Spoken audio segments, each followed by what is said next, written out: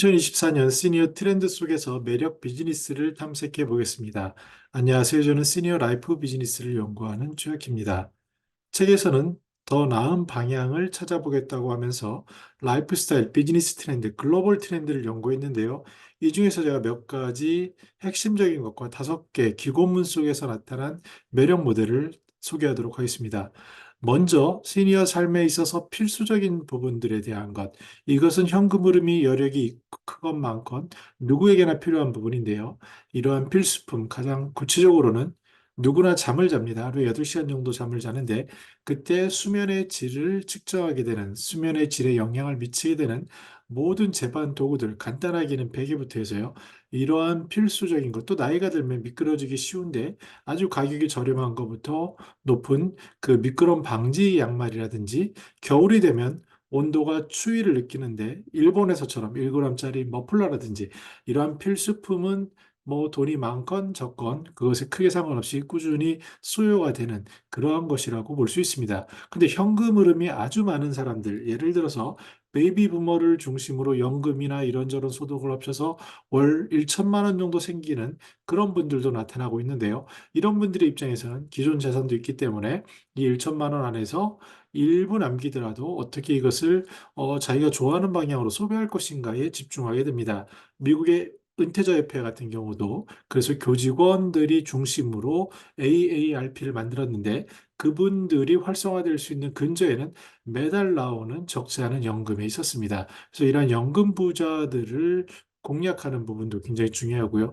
더 나아가서 누구에게나 손자녀에 대한 사랑, 내리사랑은 뭐 어마어마하죠. 그래서 조부모 경제라고, 그랜드 페넌치 이코노미라고 해서 아예 그냥 그 손자녀에게 들어가는 학비부터 필요한 것들의 대략 50% 이상이 할아버지 할머니의 지원에 의해서 된다라는 그런 개념의 조부모 경제. 더 나아가서는요, 1인 가구, 특히 여성의 경우에는 누구나 독신으로 사망에 이르게 되는데, 그때 만약에 집 한 채를 가지고 있다 하더라도 서울 기준으로 약 10억 정도가 되고요.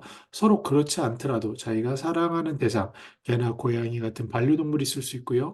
아니면 자기를 잘 돌봐준 고마운 사람일 수도 있고, 아니면 자기가 유산을 남기고 기부하고 싶은 단체일 수 있는데, 이러한 것들에 대해서 어떻게 유산을 남길 것인지 구체적으로 신탁으로 표현되는 것들이 기본적이라고 할 수 있겠습니다. 그러면 기고하신 37분 중에서 제가 몇 가지, 5가지 매력 모델을 찾아봤는데 이것을 중심으로 소개하도록 하겠습니다. 먼저 이혜원 그 대표는 웰가 스포츠라는 얘기를 했습니다. 이 스포츠라는 게 왜 중요하냐면요. 누구나 그 건강에 대한 관심이 크죠. 특히 어떤 분이 이런 말씀을 하시더라고요. 만약에 근력이 한 30% 이상이 남아 있으면, 나이 들어서 만약에 와상으로 넘어졌다. 그런데 이 잔존 근력이 급속히 소비가 되는데 그 30% 정도를 건드리지 않으면 다시 걸을 수 있지만, 그것이 무너졌을 때는 걷지 못하는 경우, 그래서 낙상의 경우에 3분의 1이 와상으로 해서 사망으로 이르게 된다는 그런 얘기가 있듯이, 이러한 건강을 증진하는 활동들 중에 가장 기본적인 게 스포츠라고 할 수 있습니다. 근데 나이가 들수록 점점 같이 어울리는 스포츠가 중요하게 됩니다. 심지어 치매 예방에 있어서도 어떠한 인지적인 자극도 중요하지만, 같이 어울리는데 함께 어울림으로써 외로움을 극복하는 것들이 굉장히 효과가 있다라는 이야기가 많이 나오고 있습니다. 그래서 웰과 커뮤니티, 스포츠 커뮤니티라는 게 중요하고, 또 어떤 글에서는요, 두뇌 헬스 트레이너라고 미국의 경우에 있는데, 물론 이것이 비즈니스로 어떤 매력이 있는지는 잘 모르겠습니다. 근데 중요한 것은 시니어들의 관심사에서 가장 걱정하는 부분이 바로 정신 건강이라는 겁니다. 젊은 사람도 마찬가지로 건강에는 50% 이상이 정신 건강을 포함하는데, 여기에 대해 나이 고령자일수록, 후기 고령자일수록 더욱 고민이 되는 것은 치매가 되고, 이것도 마찬가지로 피트니스를 받을 수 있는 것처럼 정기적으로 코치랑 인터랙션을 하고요. 거기서 같이 어울리는 활동을 하는 이런 것들로 발전하는 부분이 우리가 주목할 첫 번째 모델이라고 할 수 있습니다. 두 번째는요, 최근 부모사랑 효돌이 김지 대표님의 그 피눈물 나는 어려운 시기를 거쳐서 굉장히 글로벌 상을 수상을 했습니다. 겉으로 올 때는 그냥 단순한 인형이지만 여기에는 지금 뭐 서로 인공지능 기능도 들어가 있고요. 세상과 소통하는 기능도 있는데, 가장 중요한 기능 하나를 꼽으라고 한다면 시니어들이 마치 인형을 자신의 손자녀와 동일시하는 그런 감성적인 요소라고 할 수 있겠습니다. 점차 노인과 동반하는 로봇이 늘어날 것이고요. 삼성전자인 경우에는 모피처럼 불편한 사람들이 걸을 수 있게 하거나 또는 인공지능 집사와 같은 것이 생기는데 가장 본질적인 것이 무엇이냐를 탐색해 들어가면 결국은 그 속에 있는 심적인 정서를 세상과 연결하는 부분이라고 할 수 있습니다. 두 번째로는 고령 친화 도시라는 게 있죠. 누구나 고령자가 되면은요, 장애인과 비슷한 상황에 처합니다. 그래서 장애인들이 이동성이나 생활하기 편한 환경을 만드는 것이 결국 노인을 위한 것과 굉장히 밀접한데요. AFC라고 에이징 프렌들리 시티 뭐 이런 개념도 있고요. 유니버셜 디자인이라고 디자인 포 올, 모든 사람을 위한 디자인 이런 여러 가지가 있고 WHO에서는 여러 가지 기준들을 담고 있습니다. 근데 제가 주목한 부분은 황문영 요양 전문가인 경우에는 그런 얘기를 합니다. 요양시설이 그곳에 입소하신 분들에게는 도시와 같다라는 표현을 기고를 하셨는데요. 그런 것 같습니다. 이 삶의 자리가 좁아지고 어느 지역으로 몰아졌지만 돌봄이 필요한 경우에 그 경우로 할지라도 당사자 입장에서는 바로 그곳이 자신에게 맞는 도시와 같은 것이라는 것에 주목할 필요가 있어 보입니다. 세 번째 꼽은 모델은 저는 이제 현금 흐름 속에서 거주하는 부동산을 움직이는 부분들, 즉 유동화시키는 부분이죠. 부동산 자산이 8, 90%인 분들이 뭐 100억대 자산가라고 할지라도 현실적인 현금 흐름이 꼬이는 경우가 있고요. 특히 임대형 아파트, 임대형 또는 수익형 부동산을 가지고 있는 경우에는요, 어떤 문제가 생기냐면 노후가 돼서 이것을 관리해야 되는 이슈, 또 그리고 공실이 발생할 수 있는 이슈 등 다양한 문제들이 생기게 됩니다. 이러한 것들에 대해서 어떠한 증권화라든지 유동화라든지 또는 최근처럼 주택연금으로 또 주택연금을 가지고 실버타운에 들어갈 수 있는 이러한 것들이 이제 점점 발전을 하게 됩니다. 근데 더 궁극적으로는요, 앞에서 말씀드린 이전 전문가는 본인 결정을 얘기하는데 자신의 유산을 누구에게 사랑을 남길 것인가에 대해서 실질적인 사례를 통해서 이러한 것들이 현실화되고 있음을 보여주고 있고요. 신관식 세무사님은 굉장히 가업 승계나 이런 쪽에서 굉장한 전문가인데요. 저서도 여러 개 내셨는데 자산 승계 신탁, 특히 주목하는 부분은 만약에 내가 중견기업 이상의 기업을 소지하고 있다, 운영하고 있다면 그 기업가 입장에서 이 자산을 상속세나 이런 문제들 속에서 어떻게 승계해서 그 비즈니스를 지속할 수 있을지 또 일본의 사례는 어떤지 물론 이런 부분은 다 법과 제도가 변화가 필요한데요. 점차 수요에 의해서 빠르면은 3년, 늦어도 5년 안에는 많은 변화가 일어날 것으로 보고 있고 배정식 신탁 전문가인 경우에는 신탁 3.0을 통해서 이러한 제도적인 기반이 조만간 이루어질 것이다라고 조심스럽게 전망하고 있습니다. 네 번째는요, 앞에서 말씀드린 조북모 경제, 더 나아가서 이양원 변호사님은 웰다잉 세대라는 얘기를 하는데요. 사망에 이르기까지의 기간, 즉 그 부분은 많은 경우에 퇴직 이후부터 시작할 수도 있고요. 아니면은 뭔가 정리를 해야 된다라고 느끼는 그 시점일 수도 있는데 그 기간이 생각보다 굉장히 늘어난 거죠. 예전이면은 60이면은 뭐 환갑잔치하고 그 다음을 정리하면 됐는데 지금은 최빈 사망 연령, 여성인 경우에 벌써 90세를 넘었고요. 뭐 어떤 학자들은 예전에도 벌써 120세를 얘기했는데 많은 경우에 90세, 100세가 아주 일반화될 수 있는 그런 가능성은 점점 높아지고 있습니다. 이랬을 때 어떻게 삶을 잘 준비해야 할지에 대한 웰다잉 세대가 주목을 받게 되고 여러 가지 영역이 있죠. 구체적으로는 신체적인 자기 결정권에 대한 사전연명 의용서가 있고 재산에 대한 유언장 쓰기가 있는데 저도 활동하고 있는 웰다잉 문화운동에서는 굉장히 진지하게 연구해서 유언장 강의도 만들고 유언에 관련돼서 변호사께서 무료로 상담하는 센터도 만들고 있고 또 오는 6월쯤에는 한국 리서치와 같이 어떠한 웰다잉 지수라는 우리나라의 웰다잉 상황을 예측하는 그런 지수까지 공표를 합니다.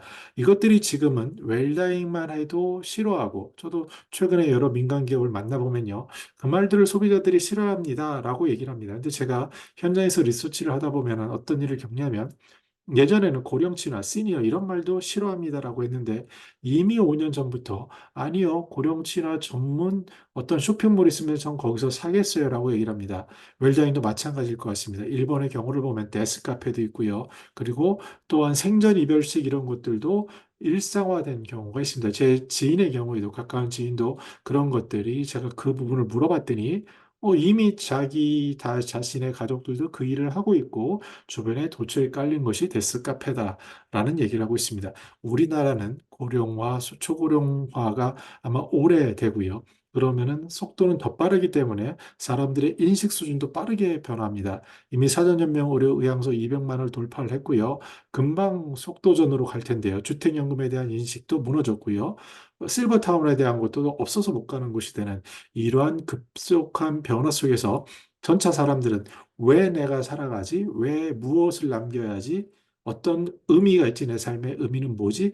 라는 질문인 궁극적인 철학적인 질문, 웰다잉 세대에 대한 고민이 늘어날 것으로 보여지고 이것이 결국은 비즈니스로 연결될 것이라고 조심스럽게 생각합니다.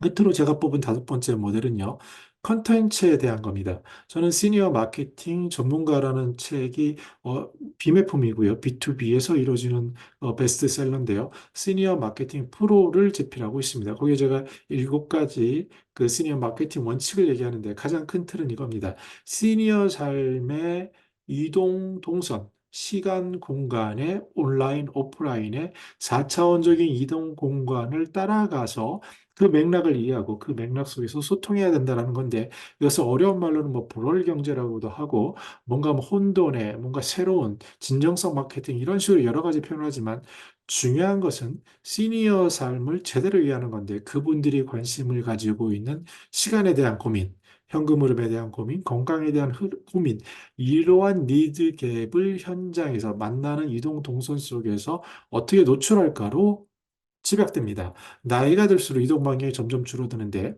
예를 들어서 흔히 한 60대, 70대 정도 되면요. 대중교통으로 30분 이내, 15분 이내로 좁혀들게 됩니다. 그런데 건강 수명이 75세, 85세가 넘어지면 15분 이내에도 부담스러워하게 됩니다. 그만큼 삶은 줄어드는데 이 디지털 시대를 맞이해서 이 디지털이 폭을 넓혀주고 글로벌까지 소통할 수 있게 만들어주고 있습니다. 비즈니스에서 마찬가지로 자기가 좋아하는 팬클럽을 디지털 콘텐츠를 통해서 가장 구체적으로는 유튜브 콘텐츠, 동영상 콘텐츠가 되겠죠. 바로 영상을 보면서 구매할 수 있고 그 속에서 쇼핑이 되는 것이 이미 구현이 되고 있는데 이러한 것들에 대해서 이준호 그레이스케일 대표는 유튜브 쇼핑을 강조하고 있고 저는 전부터 컨텐츠 커머스라고 해서 결국은 그런 것들이 이러한 마케팅이나 비즈니스의 핵심이 되지 않을까라고 조심스럽게 전망하고 있습니다.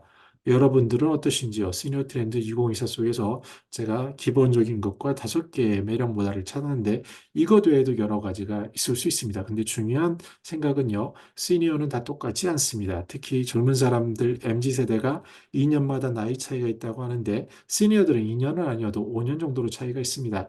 모임에 가보면요, 정말 그 세대 차이를 느끼는데, 그것은 살아온 삶의 지경과 이야기가 다르기 때문입니다. 주변에 깜짝 놀랄 일이 있어야 하면서 그 얘기를 쫑긋하고 들어보면은 어떻게 결혼하고, 뭐랄까, 결혼을 하고 나서 따로 각방을 쓰는지 이런 것들이 연령대별로 고연령으로 가면은 이해할 수 없는, 범접할 수 없는 그런 기준이 되곤 합니다. 그만큼 우리의 삶은 굉장히 빠르고 우리들이 살아온 삶의 경험은 다릅니다. 그렇기 때문에 서로 다름을 인정하고 비즈니스 관점에서는 시니어 고객이 다 다르구나. 그리고 각각의 그 니즈가 있고 그 갭을 채워주는 것을 진정성 있게 삶의 이동 동선에서 보여주는 노력들이 그것이 바로 시니어 비즈니스의 맥이라고 할 수 있겠습니다. 무엇보다도 시니어들은 이미 전반부에서 후반부로 넘어가고 보다 근원적인 질문, why survive? 내가 왜 살아가지? 나의 존재 이유는 뭐지? 그리고 매슬로우의 욕구의 5단계의 자아실현까지도 탐색하는 단계임을 우리가 관심 있게 보고 특히 비즈니스의 매력군인 부자, 소위 말하는 부자 시니어인 경우에는 이런 것들에 대한 열망이 좀더 현실화될 수도 있어 보일 수 있는 그런 문제가 됩니다. 누구에게나 내가 물질적이건 아니건 나의 이름이건 어떻게 유산을 남길지 이러한 것들이 곧 우리가 만날 초고령 사회에 있어서 더욱더 가시화될 거고, 이것들을 위해서 각계의 전문가들이 이제 지혜를 맞대고 더 나은 모델, 그리고 더 나은 니즈 갭을 맞추는 것에 집중해야 될 것으로 보여집니다. 제가 6월 5일 날 코엑스에서 레하 홈케어에서 한 시니어 트렌드라는 세션을 운영을 합니다. 15분의 규고가들을 중심으로 그 시간, 건강, 현금 흐름의 그 트랙을 만들고요. 각각의 특별한 이벤트나 여러 가지 경험치, 그리고 단체들이 협력을 합니다. 시간이 되시는 분들은 6월 5일 수요일 아테코엑스 3층에서 이루어지는 시니어 트렌드에도 참석하면 좋겠다라는 생각입니다. 저는 더 나은 시니어 삶 공동체를 연구합니다. 감사합니다.